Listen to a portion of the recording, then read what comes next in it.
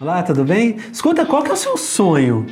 Sonho, você pensa em fazer alguma coisa bacana e tal? Esses dias eu tava vindo ali conversando com a senhora e ela disse que não tinha mais sonho. Eu fiquei tão preocupado, porque afinal de contas, sem sonho, por que a gente acorda, não é? Mas eu até entendo. Olha, a vida realmente não tá fácil, a gente tem que pagar as contas, a gente tem que cuidar de filho, a gente tem que cuidar de criança, tem que trabalhar, tem um monte de coisa. Agora tem uma coisa que é mais importante. Por que a gente está fazendo isso?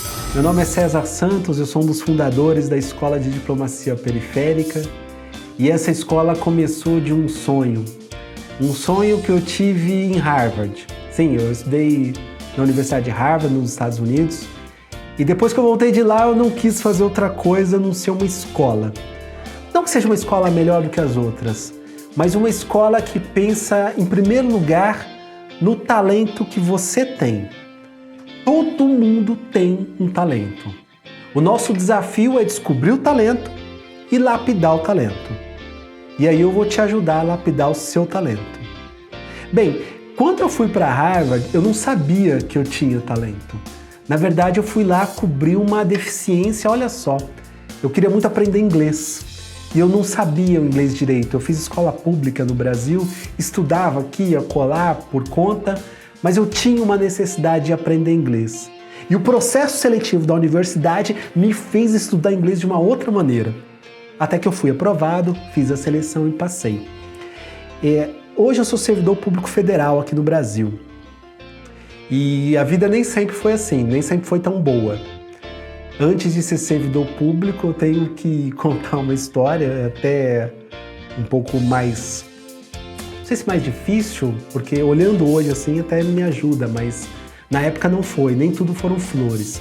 Se hoje eu sou um ex-aluno de Harvard, se hoje eu sou servidor público federal, é preciso saber que nos bastidores dessas histórias de sucesso teve algum trabalho. E esse algum trabalho, por exemplo, pode ser um carrinho de cachorro-quente. Sim, eu já fui vendedor de cachorro-quente. Mas também pode ter vindo de uma necessidade de não ter experiência nenhuma. Eu me lembro que quando eu completei 18 anos de idade, eu já devia estar trabalhando, eu não tinha experiência de nada. Tudo que eu sabia fazer aos 18 anos era, talvez seja o seu caso, eu sabia jogar futebol. E quando você chega aos 18 anos e não vira jogador de futebol, você tem na sua frente um mercado de trabalho que não te atende. Eu me lembro que na época você pedia duas coisas. Você pedia experiência, e eu não tinha experiência a não ser com uma bola, e você pedia a tal da boa aparência. Bem, acreditem, mas essa tez linda e maravilhosa na época não era valorizada. Se esperava uma outra aparência. Então você imagina a situação de um jovem negro periférico que aos 18 anos precisa de emprego e só sabe jogar futebol. Eu não tive outro caminho se não fosse, bem, e aí começa a minha história com os concursos públicos. Fui procurar emprego e encontrei um jornal. Um jornal tinha um emprego que não precisava, olha só, de experiência e também não precisava da tal da boa aparência. Naquela oportunidade, eu vi um caminho. Bem, era o tal do concurso público.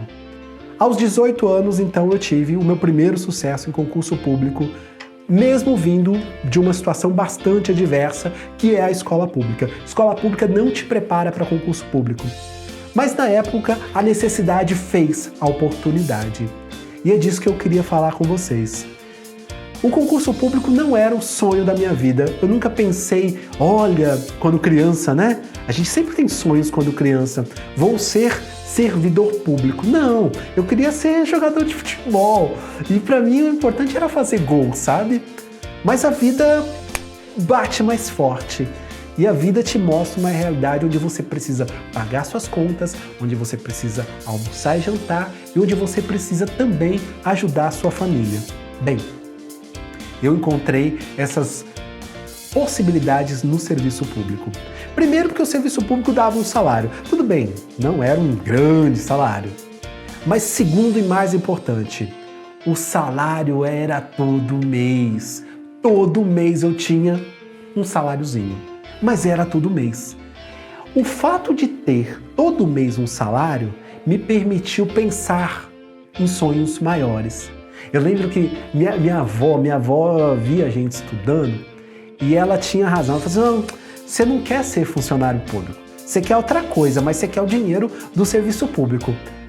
Era mais ou menos, mas era um pouco isso, porque afinal de contas era um salário que eu ia realmente poder pensar outras coisas.